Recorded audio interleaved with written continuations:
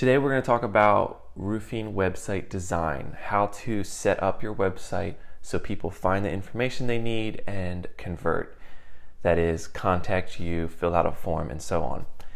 So if you're just joining me for the first time, I was in roofing for 15 years. I did everything from actually doing the repairs to running the marketing department. And I had such great success there, as well as understanding the struggle that roofers have. And I decided to start my own company that focuses just on marketing for roofers. So when you have your website, there's a lot of things on there that we're going to go over regarding helping your customer interact on your website. First thing that I think a lot of companies forget is the journey that your customer goes on. So the first thing your customer does when they have a leak is they are trying to identify what's going on with their roof, where's the water coming from, what does this mean, what could be causing a leak, how do I fix it, what's the right remedy, all of that stuff.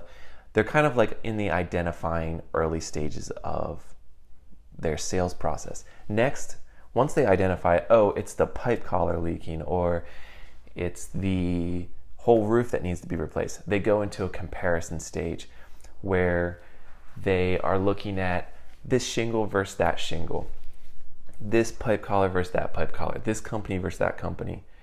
And once they make that decision, then they go into the final stage, which is they're going to make that decision.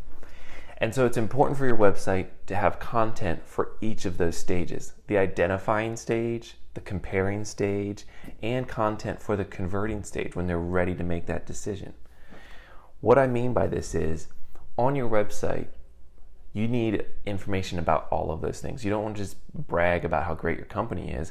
If somebody's ready to convert, there needs to be a button that says get an appointment with this company. If they're trying to figure out this shingle versus that shingle, you need to have content on your website for that. All right, so that's the buying journey that customers go on. You need content for that. The other thing is, the moment they land on your page, every customer's asking who, what, and where. They're asking, who is this company? What do they do? What services do they provide? And where do they do those services? So for example, the who, that's easy. You want your company name. You want pictures of yourself. If you want to give that personal vibe on your website, the what is going to be, we do roof replacements, or we do repairs, or we do metal roofs, or whatever. If it's a specialty or a broad spectrum, you need to have that right there at the top of the page when they land on it. And then of course the where. People want to know, are you in their area? Next would be a call to action, which is basically clearly communicating the next step that you want your customer to take. Is it scheduling an appointment? Is it calling? Is it filling out a form? Or is it signing up for an email list or downloading a PDF that gets them more information, which would be more of something on the identifying journey early on in the buyer's journey. But basically you need to have clear action steps for the customers to know what to do. Next is contact. You need to make it very easy for your customer to contact you. That could be a form, a phone number, a call button, anything like that. And lastly is user experience. Now this is a big topic, but basically the idea is, when you have the layout of your page, you're communicating to your reader what to look at first. For example, if you have really big red font and then really small black font, the eye naturally goes to the big red font. And so it's the same thing with your page layout. Whatever buttons are highlighted are going to catch people's attention. The size of the font, even the location and order of the font, tell people what to look at first. And there's a bit of a psychology to it all.